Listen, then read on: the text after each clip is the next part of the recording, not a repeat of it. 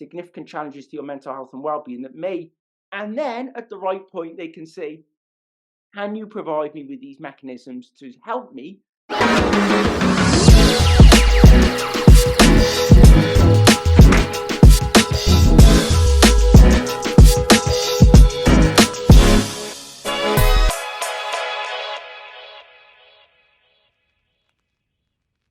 So today we have Theo Smith with us. Theo is a neurodiversity evangelist.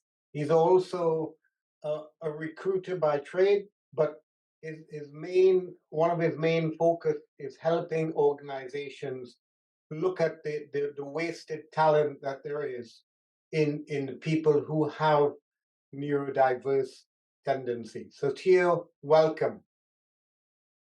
Hey, thanks for having me on. It's a real pleasure to be here. Yeah, Theo, just give us a little bit of your background, if you would, please. Yeah, of course. So, as you mentioned, I'm a neurodiversity evangelist. What even is that? Well, I talk to organizations about removing the barriers to neurodiverse talent. And when we talk about neurodiverse talent, we're talking about over 1 billion people globally, right? So it's a significant proportion of the population. And neurodiversity is everybody, right? We are all neurodiverse. We all have unique, incredible brains, like thumbprints. They're unique. Billions of brain cells going on up there. But not everybody has been marginalized or system impacted just because of the way their brain works. And that's what we're talking about when we talk about the neurodiversity movement, which is something that I'm so passionate about. And the reason why this came about is because I'm a recruiter by trade, as you mentioned. I've worked within HR, I've worked within HR technology services. So I really understand that kind of the people departments, the people processes, and the barriers that exist within those systems and processes and departments. And we've been locking people out just because they're autistic or dyslexic or ADHD. And a lot of people have not even been aware of these neurological variations and that they're impacted by it. And therefore, they've not been aware of why they may struggle in certain environments and why they may struggle with certain managers and why they may struggle with life sometimes. A disproportionate amount of people who are from a neuro minority or neurodivergent or neurodiverse, depending on your preference for terminology, a disproportionate amount of people really struggle with their mental health and well-being.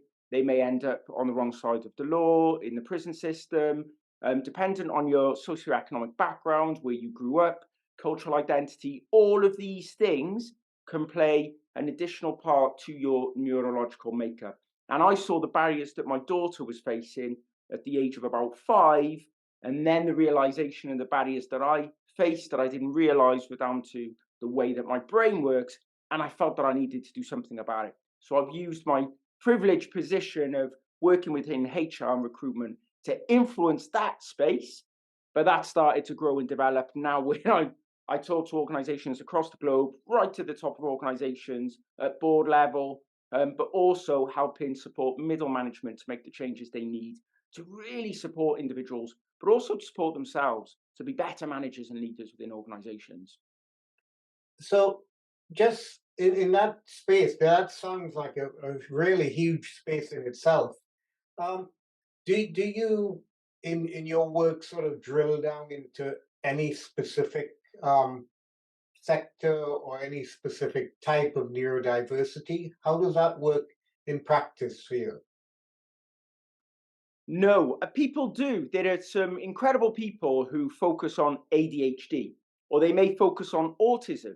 And you see organizations like Microsoft and IBM and EY, they've started with autism at work programs, for example, because it's easier sometimes to put people in a box and to go, well, they're the types of challenges these individuals may face. So let's try and fix them in this very structured area over here.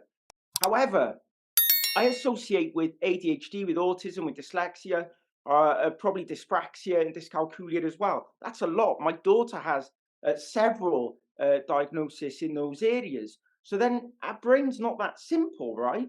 So who am I? Am I Theo, the person who's ADHD? Am I Theo, the person who's autistic? Am I Theo, the person who's dyslexic? Well, no, I'm Theo, and I have this brain, and it means that sometimes I face significant challenges, and sometimes that's affected my well-being, my mental health, but other times it's been an incredible strength. So I find it really difficult myself to just segment it into one box. However, I will talk about these different areas and how it impacts us, but then I will talk about the co-occurrence as well and the interconnecting pieces between them, and that you can't have different parts of your brain that you can say, today I'm going to live in this part of my brain, and tomorrow I'm going to live in that part of my brain. So for me, it's really important that we have kind of an overarching view of neurodiversity is everybody, the human brain isn't incredible, and then look at what barriers we have in place within organizations that we can move that are going to positively impact everybody, but certainly will have a positive, increased positive impact on those who are not getting through into the workforce. And in the UK, just as an example, this is ONS data, this is government data. There's only around 79% of people with an autism diagnosis are not in work currently in the UK. That's got worse during the pandemic. Hmm. So when you think about that, almost 8 in 10, the plenty without the diagnosis who are in work, right, who may have found their way, but those with a diagnosis who may have been identified much earlier on, struggled for whatever reason, they've not been able to get into the workplace. We have to make those changes and adjustments. But I fundamentally like to look from a positive, strengths-based mindset because I used to go out and read on the internet and in papers, and I'd see professors, psychologists, clever people, and they'd list all the things wrong with somebody with autism or who's autistic, all the things who's wrong with somebody who's ADHD, and I couldn't get my head around it. How can you want to hire somebody when all you see is long lists of what's wrong with them? And the Yeah, problem is that person will associate with those because for all their life they've been told what's wrong with them, right? So it's really hard for the person who's autistic as well to go, oh, no, no, no, no, no, I'm going to focus on the strengths when they feel the challenges. They've seen the challenges all their life. That's what they've experienced. So I wanted to try and not just help organizations see the strengths, but help individuals start to see and appreciate their strengths, not to discount the challenges, but to embrace the strengths as well as the challenges and be able to walk into an interview like anyone else and not go, I'm autistic or here's all my challenges, but to go, here's my strengths, just like anybody else would say, here's my strengths, I'm proud of them. And then at the right point, they can say, can you provide me with these mechanisms to help me?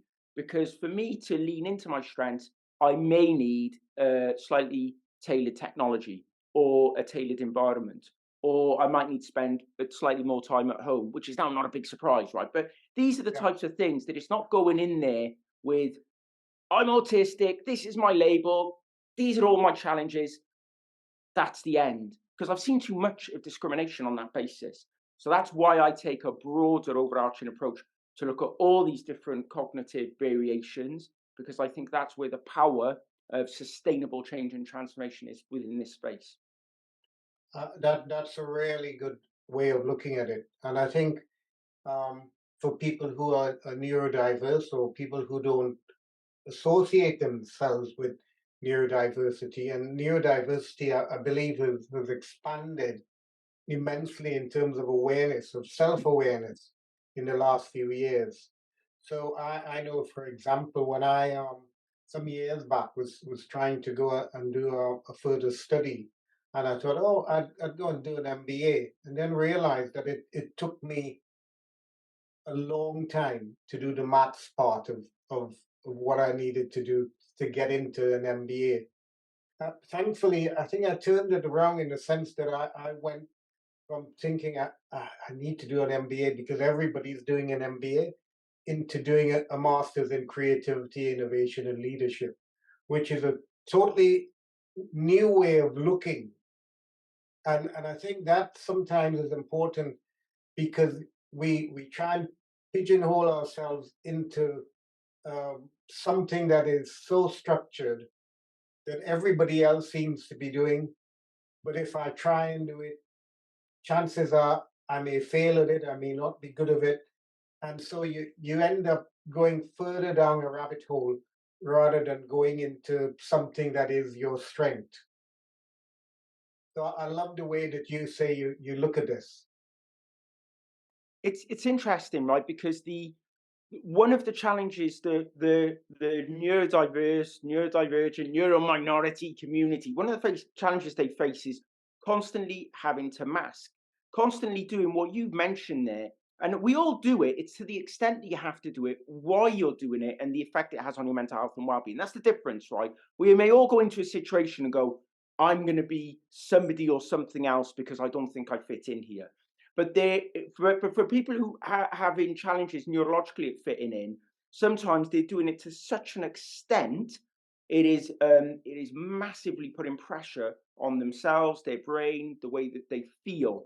And what we found, especially more recently, and I see this in my daughter, is that masking, especially amongst women, in the classroom, for example, girls in the classroom, we're seeing that the boys may be more likely, not always, to act out. The girls may be more likely to just quietly sit at the back of the room.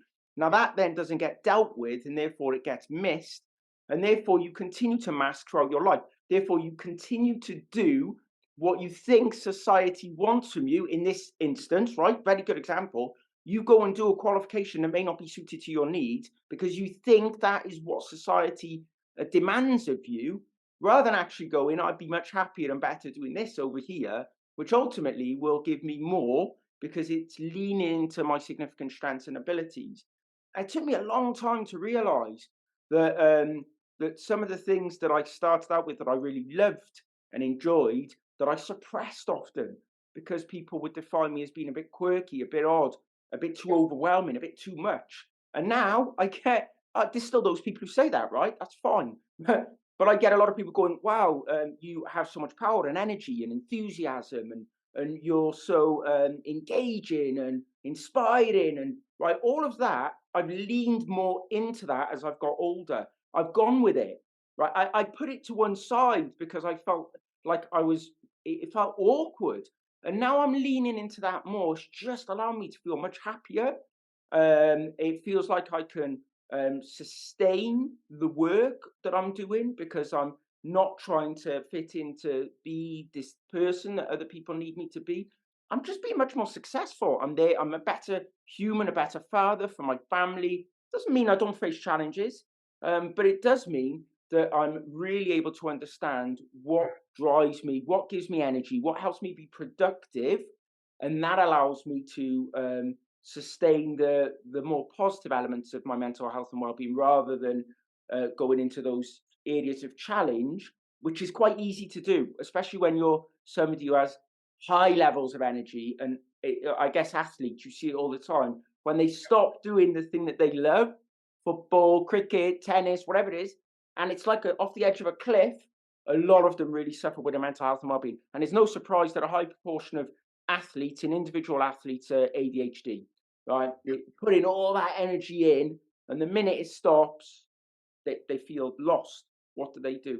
And I kind of feel that it's finding your strength, finding the thing that you feel most comfortable at. It may still take up a lot of energy, but ultimately, it drives you. It keeps you engaged and happy and motivated, which is really important. For sure. So as you start to describe yourself in that image, I'm thinking it needs a certain level of self-awareness to understand, to recognize strengths in yourself. And then again, as you've talked, it's like there's a progression, there's a maturity, there's this is who I am. And instead of just sitting in who I am developing who I am in the environment that builds on the strength. And this is what I'm wondering. So, have you got some kind of mechanism or some kind of way in which people can, one, recognize it, and two, find the ways in which it can be developed? Yes. So, I mean, I used to do a lot of self-destructive stuff, right? Because, like, if I'm on the edge of the cliff, I may as well be off the cliff. It was always in my mind. If I'm on the edge, I may as well be off. And that that takes a lot of time and risk and putting yourself in situations that are not helpful, to finally realize that was not helpful. That damaged me. That put me at risk. And now I need to make better decisions. And that means if I'm on the edge of a cliff, I don't need to be off the cliff. Actually, I can find ways to step back away from the edge to make better decisions. That still doesn't mean I can't take risk. I can't live life to the edge, but I don't always have to put myself in a position of danger. And so me being able to understand that, and part of it helps with having a family, right? Because immediately it's not just me and my partner, it's now kids and responsibility and a house and all these other things. I can't keep putting myself in that position. Or I can, and people do, right? People do, and they may lose mortgages, they may lose their house, they may lose, and they may be an entrepreneur, and they may do this multiple times, and they may end up still being successful, right? But to what extent have they damaged themselves, their families, their relationships in the world that they live in?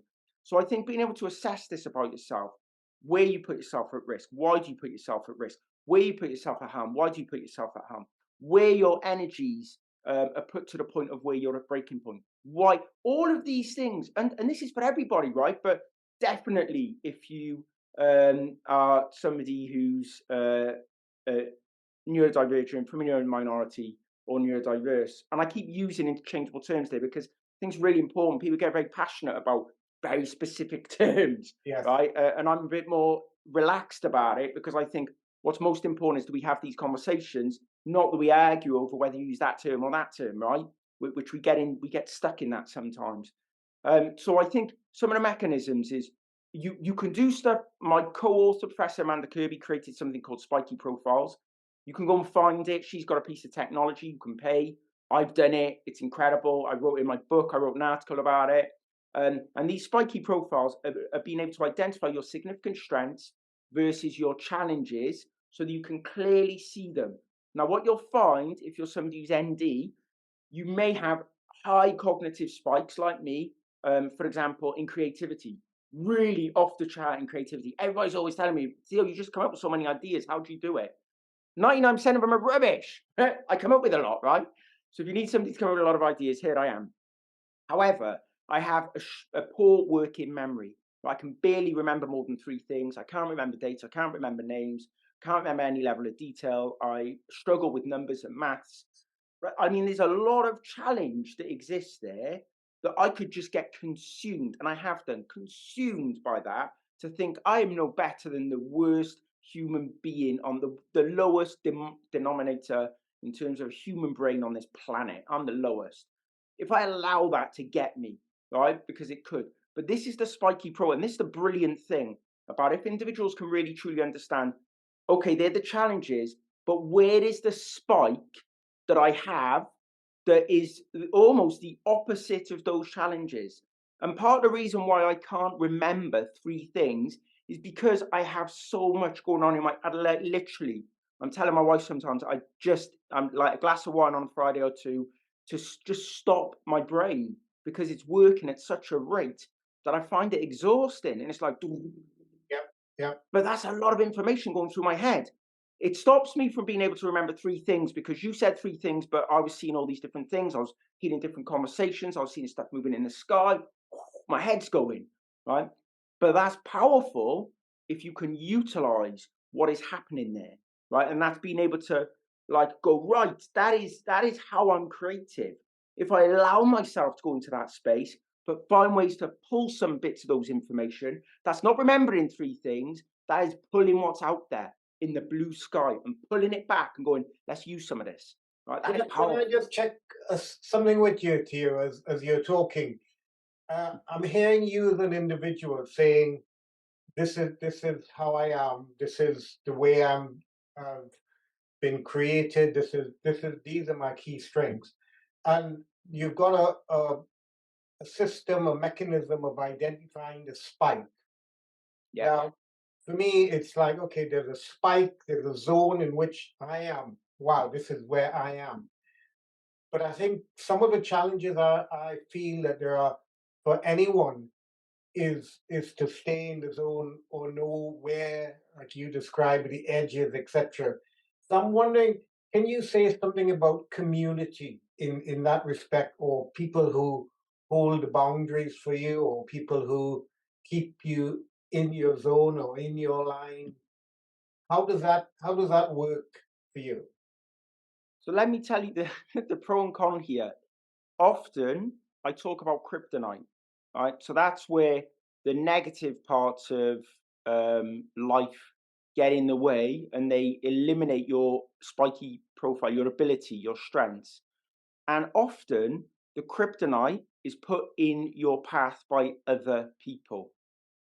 And what a lot of people don't understand is what that kryptonite looks like. I may not understand what it looks like, and the person who may be my manager, for example, may not know. So they're inadvertently putting kryptonite in my way, and I'm not seeing it, and it's impacting me. And at the end of the day, whatever, I could be upset, I could be exhausted, I could be angry, like all of those emotions and feelings are because of these bits of kryptonite. So that kryptonite can be asking me to write. I can't write. I don't hold a pen properly. I struggle to write. I can't spell. So all of these things for me are like trauma from when I was a child. That's like kryptonite for me. Right? A lot of people may not understand the connection between what's happening to them today and what happened to them in school, right? And those connecting pieces. So one of the powerful things is not just understanding the community which you're talking about, which help. It's actually understanding those people that are harming you and hurting you. And by the way, that may also be you. It may be yourself, right? Yes. So understanding those are really important. And then the other bit is understanding who can give you energy and power and guide you and lift you up when you're down. And some of that comes from who I work with, understanding me really well. And that could be a manager, that could be a business partner, that can be a life partner, i.e., your wife or husband, or whatever it may be. Having these people in your life is really important, but understanding that they are the ones that support you and get you and are able to remove some of this kryptonite for you is really important. I've changed from one manager to another before. The one manager was dyslexic. She got me. She understood me. She removed kryptonite for me. The next manager literally threw it all in front of me. And I couldn't at the time, like, I'm on a journey myself, right? I'm learning every day. And I couldn't see at the time. I didn't understand that this was kryptonite. It made me angry. It made me frustrated. I was working 10 hours a day anyway. And the way I probably dealt with that is through a combination of fight or flight. I ran sometimes, and other times I thought I'd get angry and say, ah, but I couldn't express. So I'd be getting angry in a way that the manager wouldn't understand. So they just now see Theo's this lovely guy is all of a sudden getting really agitated and angry. So I think, being able to position yourself where you're not dragged in to these systems and processes that harm you is really important. But we will all find ourselves there one day, and we may not be able to extract ourselves from that place in that moment. COVID, an example. All of a sudden, you're busier than you've ever been. You're being asked to do things you've never been asked to do before, and you have no choice because you want to keep a roof over your head, and you're worried about your mortgage and your family and everything else. So that could go on for years, and the impact that that can have on you, your family, your relationship, everything else can literally break them. So I'd say it's a constant journey of assessing and analysing who's around you, what's being asked of you, how your daily activities change, right? And if they do, see the change, be aware of the change and think, right, how is this going to impact me? What interventions do I need to make? Do I need to be able to go up to somebody and say, actually, I really struggle with process.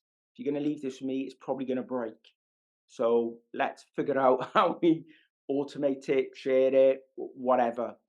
Can't always be done, but having the conversations can sometimes help work through some of the challenges. And that says to me that you need that feedback loop to be there, whether it's on a day-to-day perspective or it's a seasonal, or it's something that shifts in the environment. In terms of business, the business environment is shifting so quickly.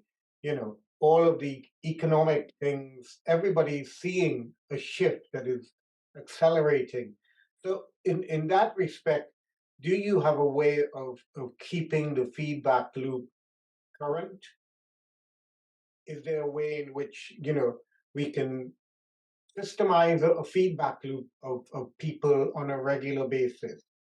Or So what am I dependent on myself to provide the support that I need, or the ways in which I need to just stop and look for myself? So it's interesting because I had somebody come up to me about 4 years ago, head of talent acquisition for a tech company, and go, I've got a candidate who wants to bring their mum on the call. Like, okay, well, they want to bring their mum on the call. What's the problem? Said, well, they can't bring their mum to work, right? So how can they bring their mum to a telephone interview? Like, what's that about? And I said, well, what's the barrier to them? And he said, well, it isn't one necessarily, I said, well, what would be your concern? Well, they can't answer the questions. I said, fine, put parameters around it, but like, tell me some more about the individual. And they said, well, they disclosed to me they're on the autism spectrum and they're a developer. And I said, well, listen, that mum is probably providing a coach because they've already realized that this individual is misunderstood or they misunderstand questions, nuances, and therefore they're not able to show their best selves in that context, and therefore they may continue to fail. Now that is a coach. What we've now seen is having individuals who can support you in different areas, aspects, and facets of life is really important. Those people who go on to be very successful often has had multiple coaches and advisors and people and communities that they've been a part of, right? So what you need to ensure as part of that loop that you're talking about is that it's not too tight a loop, right? It doesn't just rely on three people, your manager, your wife, and I don't know, a single employee, right, or somebody else, because that loop will break down. Sometimes you may have problems with your partner where you just can't talk to them. It doesn't mean the relationship's end. It just means at that moment you're struggling, so you can't communicate what you need to. But maybe they're struggling, so you don't want to put them in a position. So that part of the loop is broke. Your manager may change, like I said, that part of the loop. Where's your loop? Where's your support network? Where's the people that can keep helping you? So what I would say is this is where employee resource groups of organizations, if they're set up properly and independently and they're allowed to have the conversations that they need to, can be helpful because there's a group in itself. Some of these groups you can get externally via social media. Young people are finding help and resource in TikTok. The reality is diagnosis of ADHD is significantly increased because people are able to see people who represent them. Representation, right, is key. So all of these things are really important about how many people are there around me who I can connect with, not all at the same time, at different points, for different reasons that I can lean on and that can lean on me. Because it's not one way, right? They may need help and support as well. And the more people you can set up in different areas, the more you can get your organization to lean in and help with things like employee resource groups, the more powerful it can get because everybody has their own agenda, right? And that means that that agenda can change, it can shift, and you can be left high and dry. So that's what I would always think about that loop, who you're talking to, who you're engaging with, what the level of safety is within that, because you may be sharing some things which are highly sensitive, and what position that puts them in. Because sometimes that may be significant challenges to your mental health and well-being that may put your life at risk based on your own feelings and emotions. Like there's certain people like conveying that to may then put them at risk, right? And I mean, this is how important it is that you're constantly thinking about all these different relationships and all the different people who are supporting you and that you support, and that you continue to adapt and change that because you grow and develop and change, as do the people you're working with. And therefore, that loop should not be the same people you're communicating with all your life. Doesn't mean you still don't stay close and connected or whatever it may be, but that needs to evolve and change as you do, and you need to support others as you grow and develop. So that would be my thinking there. And I don't always do it well either, by the way. So it's easy to say, it's sometimes hard to do. I totally agree with all what you said there, Theo, that loop is fluid. So sometimes we in momentum say to people, you know what, in order to build your resilience, you need to almost ask the question of anyone you meet, would you like to engage in a time limited relationship with me. And that time is, if you hold that sort of perspective, you realize that everybody's in some sort of time limited relationship. Could be 5 minutes, half an hour, 2 years, 50 years, but it's also always time limited. So having that perspective gives us a sense of, yeah, there's something that we can control, but there's a framework in which you can move in, there's a boundary in which you can move in. And without that, I think we lose the sense of how resilient we can be when this stuff hits the fan. And it's hitting the fan more and more now, isn't it? It The, certainly is. yeah.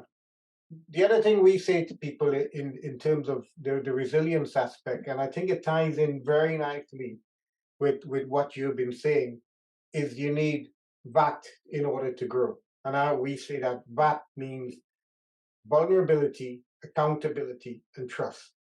And you may have said it in a different way, but I think it's the same thing. It's like saying, hey, I need to be vulnerable to somebody in order for them to get me.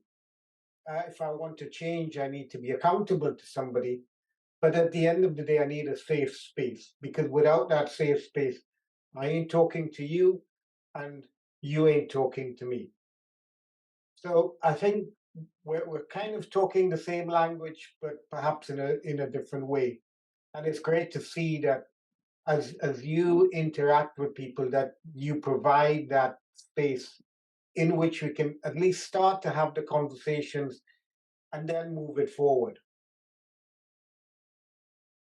So Well, please. I think the vulnerability piece is really important for me, and that's why I put myself out there. It helps with getting to a certain age, getting to a certain understanding and comfort with a level of risk with your career, because there's a level of privilege now, right? So, and I look at my child and I think, there ain't no second chances here. Like, so I can go out and I can say, this is me, this is how it is. Here's some of the challenges. I give away really still only 10% of the truth. But the truth is there's a lot more challenge that has existed beyond what I share. A lot of it is more related to today, because that's the most immediate thing that I see and feel. And that's how I feel I can support others at kind of overcoming some of the challenges that they face. But I think the vulnerability is really key, because you're right. Otherwise, there's so much information, content, viewpoints out there, that without the vulnerability, without opening up and showing yourself, then how can you really expect anybody to buy in, to believe, to connect with what you're saying? I certainly can't with others. I need to see the human side of that person in front of me.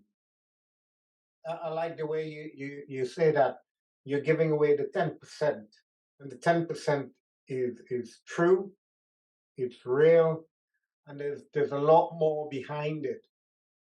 But you're giving away at least most of it, I guess, would be strength based, and perhaps a few of them might be challenge orientated. But it's all in within that 10% that you're saying, hey, this is me, this is what I look like now at this point in time, and perhaps this is where I've come from, and then you too can walk forward in that. Yeah, I mean, I talk about some of the challenges actually more in a the reality is it becomes a funny thing. Like, if I can't remember names, I'm telling you I can't remember your name. Like, that's the reality. I've never told Yeah. Up until recently, I've never told people. I don't walk around telling people I can't remember their names. I do everything but tell them, because it's embarrassing. So I find any mechanism not to let that person know that I can't remember their name, especially if it's like the fifth time I've met them at an event and they come up and give me a hug and I'm like, oh, I just can't remember your name. Like, I know you are, I just can't remember your name. So I always try and think about what are those challenges that I face, and how can I just share it in a really human way. It's not the end of the world.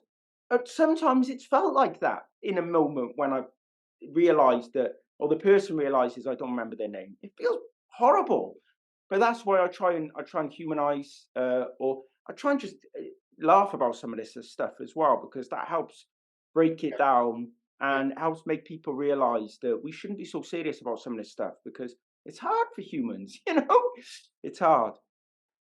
That's so true. That it comes back to what you were saying about masking earlier on. And it's, if I have to mask, I have to be stiff. I have to, there's a wall that comes up. So, hey, I can't remember your name. Okay. Are you Fred? Are you Jane? Are you Peter? Are you Paul? Okay. And then we can move on from that point. But if it is that sorry, and I think it's really important, because most people do know you don't know who you're talking to. They would stand in front of you, but nobody's actually acknowledging this elephant in the room.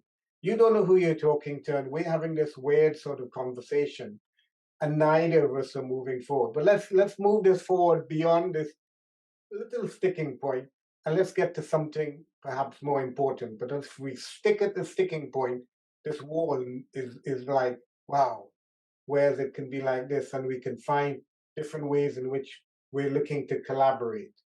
And that's key, isn't it? Yeah, To absolutely. get to that point. Just as we're going to draw down a little bit now towards the end of our conversation. Just tell me, Theo, how do you see the neurodiverse community of people being impacted perhaps more than others with the COVID situation that we've gone through?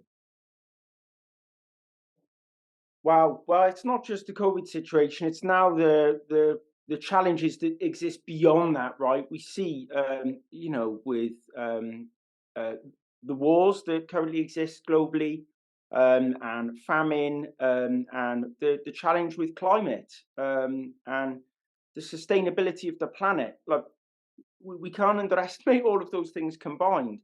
And then when we think about the neurominorities, and that they've already been negatively impacted in so many ways by industrialization and globalization, that actually we need to really think about how we are currently segregating people from society. And that comes back to like the 80% of people out of work, right? And it's got worse. So there are incredible opportunities that have come from COVID, for example, like people being able to work more remotely. Only hearing yesterday that that trend is going to continue. It's currently like 3 days in the office, but they reckon it's going to continue to shift. Environments are going to have to adapt and change. Now, those types of things are positive, because if organizations are going, well, we're only going to get people in 2 days a week, how can we make those environments incredible? And if we think about the challenge that environments have had on individuals, too much noise, too much light, too much chaos, lack of ability for individuals to be able to focus and to deliver on work, to say, don't worry about any of that. Now, when you come into the environment, we're going to create creative spaces. We're going to create spaces for innovation. We're going to create spaces where you can go and sit with a small group, and you can focus on maybe solving a problem, a task, or something. Like these kind of spaces that are almost gamified in their way of being. We go in with like this idea of what we're going to do today and how we're going to interact and engage with other people, and it's set out so we can plan it and think about it. And therefore the stress of going into an office without knowing the kind of the things that are going to be in front of us and ahead of us, like all of those things, I think have great power. And because we'll be redesigning a lot of these workspaces, just like the BBC, actually before COVID, their Cardiff, their new Cardiff offices were designed neurodiversity front and center. And that means, they were color coded, they got all the spaces designed with neurodiversity in mind. I imagine if all workforces, all organizations said, right, as we design these new spaces, we're now going to consider neurodiversity front and center, just as we now consider how we build a building and whether it's accessible, right? Yeah. So do you have a lift? Do you have other means and ways for people to access that building, whether in a wheelchair, whether in crutches, whether they've got a child, or whatever other thing that may be impacting the individual that may stop them being able to access that environment? We've not considered it neurologically.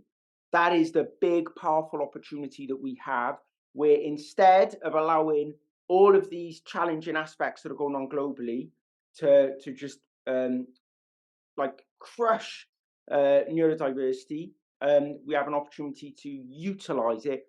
But Yeah. what I say is we have to do, it has to be neurodiversity by design rather than neurodiversity by accident. And what we've seen through tech companies now, fast growth companies seem to be hiring a lot more neurodiverse people, but they're doing it by accident. And to your point earlier, when we do it by accident, it may seem okay at one point, but because these organizations are going through several stages of growth, maybe in a 2-year period, several stages of growth, several stages of seed investment, and of different latter stages of investment as well, that often means changing leadership, changing processes, in systems, and rapidly. So you've got a workforce that's 50% neurodiverse, right, by accident, and then you go through these changes, and then an organization wonders why they lose their people at a rapid rate. So again, neurodiversity by design, that we think about it, we consider it in all facets and aspects of our life, of our business, of politics, of education, right? If we can really start to put it front and center, we solve so many of these problems and challenges that neurominorities may face in the coming years. But we got to do more about it, because only a small percent of organizations, 4% of organizations, are really considering this in any meaningful way. It's not enough. We need to get small to medium enterprises thinking about neurodiversity by design as early on as possible, because they're quite neurologically diverse as we stand already. For sure. I think that's so important. I just want to pull that point out, Theo, that very often we're looking and thinking, yeah, these are big companies, these are huge organizations who have that sort of resource. But sometimes the drawing down into just a little bit of design work at the start can save a lot of grief, a lot of loss of talent along the way. And it doesn't, I don't think you're saying it won't take a lot, but it takes some sort of thinking about it and planning it in a deliberate way, in exactly the same way we've looked at physical constraints. We can look at it from some that sort of neurological perspective. Definitely. Like, just to highlight what that looks like for everybody, you invite people into a room for a very simple task, right? When you invite them in, what you need to do is ask them, right? Tell them what you're going to do. This is what we're going to do, and what changes do we need to make to help you. So this task is cutting a straight line in a piece of paper. We're inviting plenty of people in. We tap ourselves on the back because we think we're being very inclusive. And these people come in and they all sit down, and then we go, right, there's scissors in the jar on the desk. Can you all come and collect a pair of scissors and cut a straight line and piece of paper? You've got 5 minutes, go. Now, somebody's in a wheelchair. They can't actually maneuver around the tables. It was difficult enough for them to get in, to get to the pair of scissors to cut the straight line and piece of paper. Oh, right. So they've got a problem. Somebody else has got arthritis. They can't get their hands in the scissors that you provided. Someone else is left-handed. You provided right-handed scissors. They can do it, but they're really going to struggle to get the line straight. That's not fair. Somebody else is from a neurominority. They may be autistic or dyslexic or ADHD. You've got all windows all around, right? And they're distracted by the loud noise and the lights and all the people outside. So they keep trying to focus on this thing, but there's so much else going on.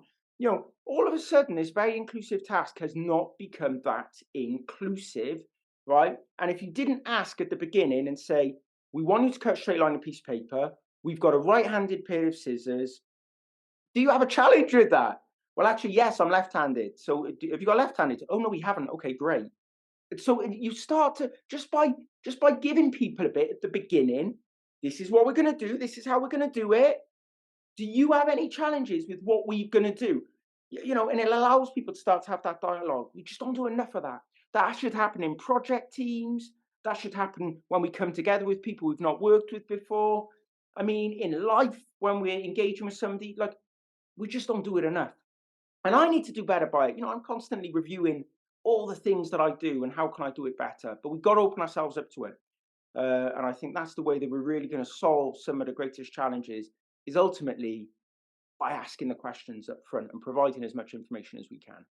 Excellent. I love what you just described, because it's opened my eyes to what's possible, and I think it needs a lot more conversation to start to break through the assumptions that we all have. So in my head, none of these things may be of any relevance to myself, but it may be to somebody else in the room. But unless you start to ask those questions in a meaningful way, we're stuck with the assumptions and end up with the negative results that stop that creative process from carrying on. Theo, it's been fabulous talking with you. Just as we finished, where do people find you in the big open space? So I live on LinkedIn. You can find me there, LinkedIn, Theo Smith UK. I hang out on Twitter as well, but not as often. And you can find me via www.neurodiversityworld.com.